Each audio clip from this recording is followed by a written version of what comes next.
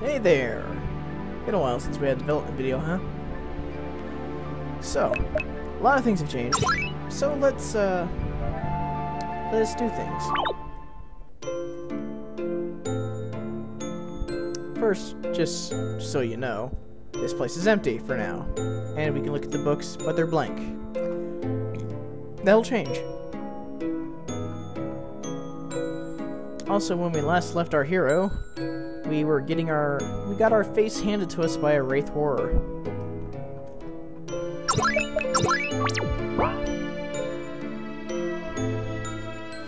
So, first off, some changes to the battle system. The guard mechanic now heals some hit points and regains some tech points.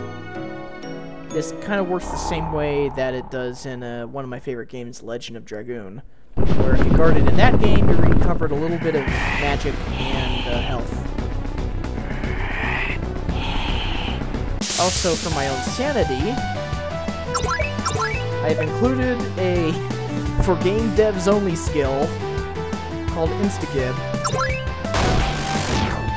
which allows me to bypass these battles a little more quicker.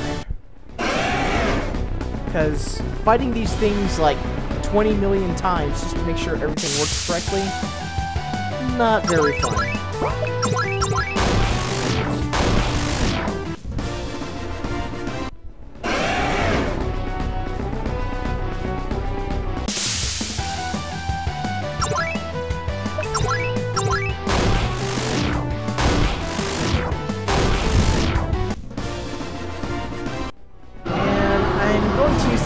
On the Wraith boss here, because he has a lot of hit points, and even though I got new skills for Nero to use in battle, they do make the battle go a little bit faster, but it's still a pretty long fight, so I'm going to just insta-kill him here. Because he's a jerk like that.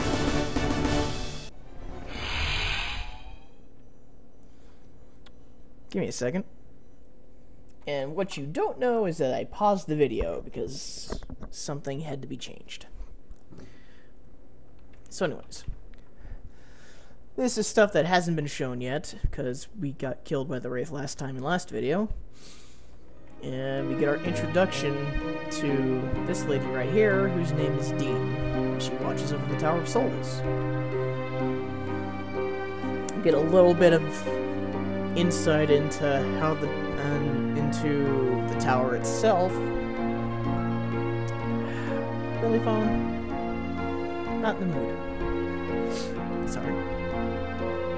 And yeah, so we get a little bit of info about how the Tower of Souls works. Souls come in after they die, they go through enlightenment or atonement, and then get reborn back into the world they belong in. So clearly, so how does Nero get back there? Well, that's the problem. He's not a soul. He still has his physical body. So things are a little bit different, I suppose. Wait, I suppose. Of course they're different. So, Dean asks if he remembers how he got here, and he has no clue. He doesn't remember anything aside from when he got here. And his name, and something about the circus, but I'll address those plot holes later. So, apparently losing all your memories is normal for souls that reach here, so that would confirm, yeah, he's probably dead. And we get our new character here, Herlecta, who would be the librarian for our next destination called the Archive. Sorry that I'm skipping most of the text here. I only have 10 minutes to work with. I need to remind myself to register this thing so I don't have to run into that problem anymore. So back here at the library, which should be the Archive, I need to rename. Talk to Herlecta. Some banter happens, and she tells you about the Archive, which is a living entity connected with all creation. And what does that mean? Well, it just means that the books will contain knowledge that the reader needs to know, and all they have to do is just go to a bookshelf. And they will find we'll find for ourselves by looking at a bookshelf. So, look at this bookshelf. And the bookshelf will now talk to us instead of, you know, Nero noticing there's blank books. Bookshelf says it's part of the archive's will. And Nero's wondering, what is this? And Bookshelf has a witty response to that. And thus begins how the archive works. Bookshelf gets established on a topic, adds topics to those books, and then we can read them. So, let's read about the history of the tower's purpose. Tower of Souls lies within a place called the Void. It's here that the souls of the living return here once their physical forms expire. Souls will then be judged on their physical lives and will either begin enlightenment or atonement in order to ascend and be reborn into their world. This rebirth is how their world is given new life and continues the cycle to keep their world alive. Without souls, a world would wither and die, along with what other living beings inhabit the world. All would have a true death.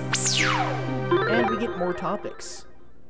And that's kind of how the archive works. You learn about new topics, which are usually words in the brackets, and they get added when you go to whatever bookshelf happens to be about that topic.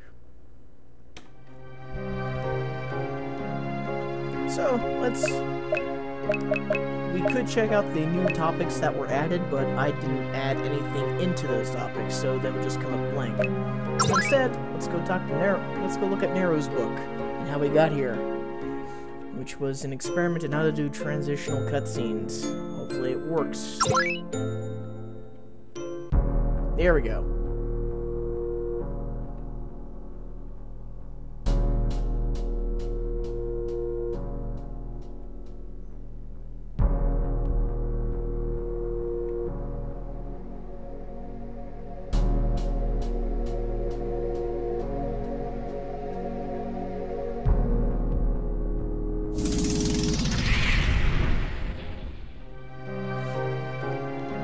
Well, that was interesting.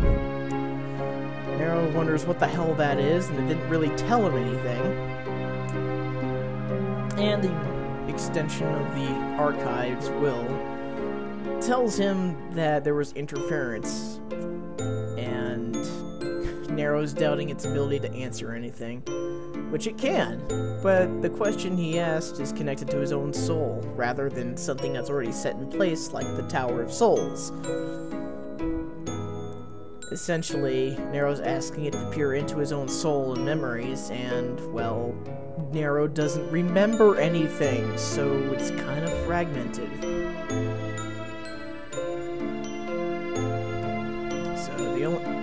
So Nero's gonna have to start remembering things somehow in order to fill his little book completely.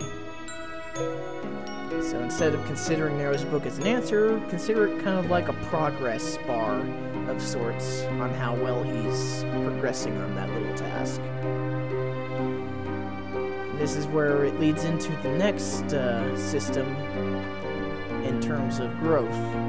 We have to talk to Herlecta for that one.